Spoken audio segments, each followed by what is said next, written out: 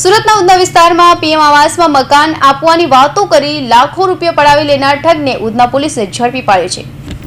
ઉધના 3 રસ્તા પાસે આવેલી વસી કોલોનીમાં પતરાની ઓફિસ બનાવી વેચતા ઠગે શ્રમજીવી લોકોને પ્રધાનમંત્રી આવાસમાં મકાન આપવાના સપના બતાવીને 79 લોકો પાસેથી 12.7 લાખની રકમ પડાવી લીધી હતી। આ અંગે ઉધના પોલીસમાં થયેલી અરજીના આધારે પોલીસે 62 વર્ષીય પંચાનંદ પ્રધાનની ફરિયાદ લઈ ઠગ એવા ઉપેન્દ્ર ઉર્ફ હરિઓમની ધરપકડ કરી છે।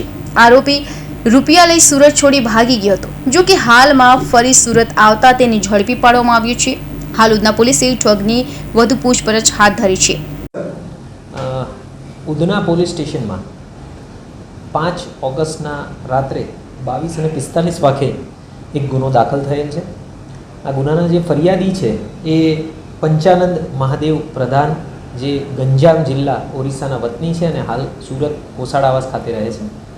એમણે આ ગુનાના જે આરોપી છે ઉપેન્દ્ર ઉર્ફે હરિઓમ જુરિયા બિસોઈ, જે પણ ગંજામ ઓરિસ્સાના જ વતની છે અને હાલ પાંડેસરા ખાતે રહે છે, તેમના વિરુદ્ધ આ ફરિયાદ આપેલી છે। બનાવ જે છે એ જાન્યુઆરી 13 થી જાન્યુઆરી 2015ની વચ્ચે બનેલો છે, જેથી આઈપીસી 420 અને 120B હેઠળ આ ગુનો દાખલ કરવામાં આવેલો છે।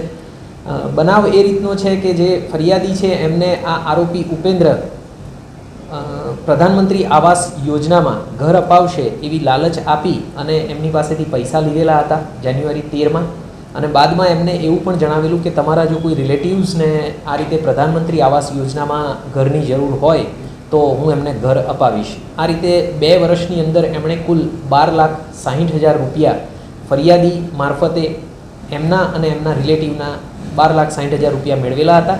ત્યારબાદ મકાન અપાવી ન શક્યા અને વાયદા કરતા હતા, કોઈ પણ પ્રકારનું આ બાબતેની રસીદ આપેલી નહોતી, કોઈ ફોર્મ ભરાવેલા નહોતા, જેથી ફરિયાદીને શક પડતા એમણે અને એમના રિલેટિવ્સે રૂપિયાની ઉઘરાણી ચાલુ કરી।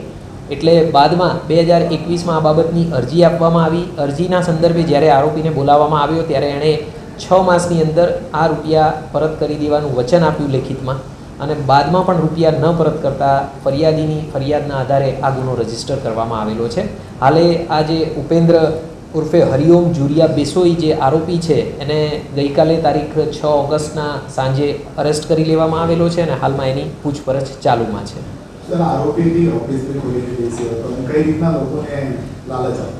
ઉધનાની હદમાં જ તે આ આરોપીએ ઓફિસ ખોલી હતી જે તે સમયે, અને ત્યાં આગળ એ મેં જણાવ્યું એ પ્રમાણે કે પ્રધાનમંત્રી આવાસ યોજનામાં 60,000 રૂપિયા ભરવાથી આપને મકાન મળી જશે એવી લાલચ આપી હતી ફરિયાદીને, અને ત્યારબાદ ફરિયાદી મારફતે જ તે કે તમારા કોઈ રિલેટિવને જો ઘરની જરૂર હોય તો તમે એમને પણ અમારી પાસે લાવશો તો અમે એમને પણ ઘર અપાવીશું, એ રીતે આખી જાળ બિછાવી અને કાવતરું રચી ગુનાહિત અને આ કૃત્યને અંજામ આપેલો છે। કેટલા લોકો આમાં કુલ 78 લોકો છે। 78 લોકો પાસેથી આ 12,60,000 રૂપિયા એકત્રિત કરવામાં આવેલા છે।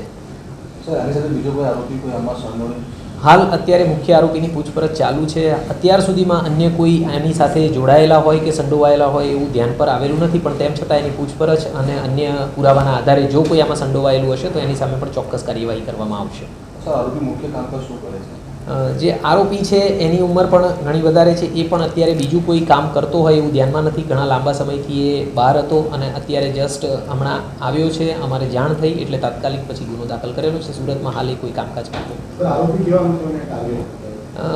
જે ઓરિસ્સાના વતની છે, ગંજામ જિલ્લા ઓરિસ્સાથી એ બિલોંગ કરે છે, એટલે જે ઓરિસ્સાના વતની છે એમને પ્રધાનમંત્રી આવાસ યોજના હેઠળ આવા પ્રકારના મકાનો અપાવવામાં આવશે એવી લાલચ આપી હતી। એટલે જે ઓરિસ્સાના વતની છે અને સુરતમાં કામકાજ માટે આવેલા છે, મજૂરી કામ માટે આવેલા છે, એવા લોકોને જ ટાર્ગેટ કર્યા હતા એણે।